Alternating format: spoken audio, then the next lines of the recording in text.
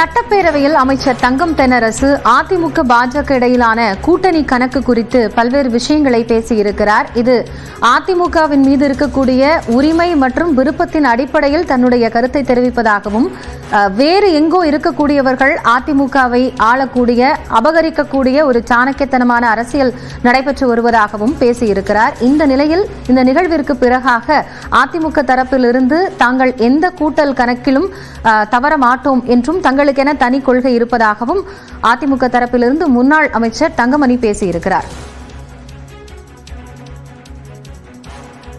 தற்போது அதிமுகவை சேர்ந்த முன்னாள் அமைச்சர் திரு செம்மலை நம்மோடு இணைகிறார். அவரோடு பேசலாம். வணக்கம் சார்.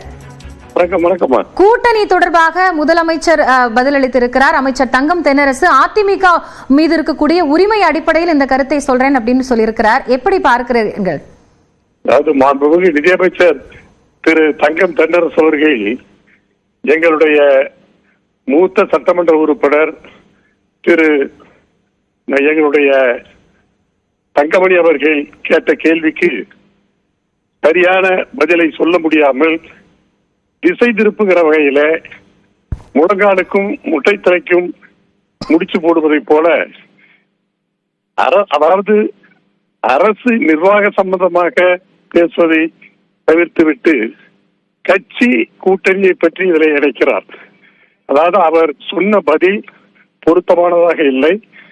எங்களுடைய மாண்புமிகு உறுப்பினர் தங்கமணி அவர்கள் அவருக்கு சரியாக பதில் சொல்லி இருக்கிறார்.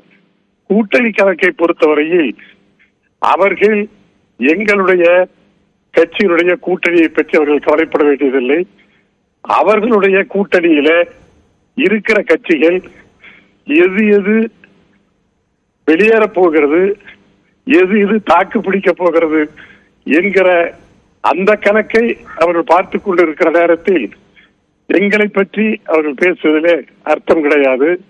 நேற்றைக்கு கூட ஒரு கூட்டணி கட்சி தலைவர் பேட்டி கொடுத்ததை பார்த்தோம். எனவே இப்படி அவர்கள் கூட்டணியிலே இருந்து விலகத் தொடங்கி இருக்கிற சில கட்சிகளை காப்பாற்றுகிற முயற்சியிலே அவர்கள் ஈடுபடுவது நல்லது. எங்களுடைய கூட்டணி கணக்கை பொறுத்தவரையில் அவர்கள் கவலைப்பட வேண்டியதில்லை.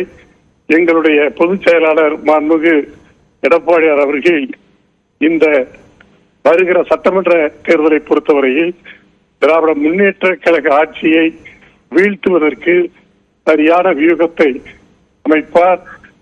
எனவே அவர் போடுகிற அந்த கூட்டணி கணக்கு மிகச் சரியாக இருக்கும்.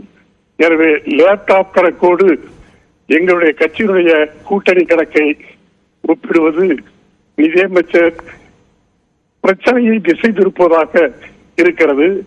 20 லட்சம் மாணாக்கர்களுக்கு லேப்டாப் கொடுப்பதாக சொல்லிவிட்டு அது 2 ஆண்டுகளிலே நாங்கள் செய்ய போகிறோம் என்று சொன்னால் நிச்சயமாக அந்த நன்றி திரு செம்மலை. இணைப்பில் உங்களுடைய கருத்துக்களை பகிர்ந்து கொண்டமைக்காக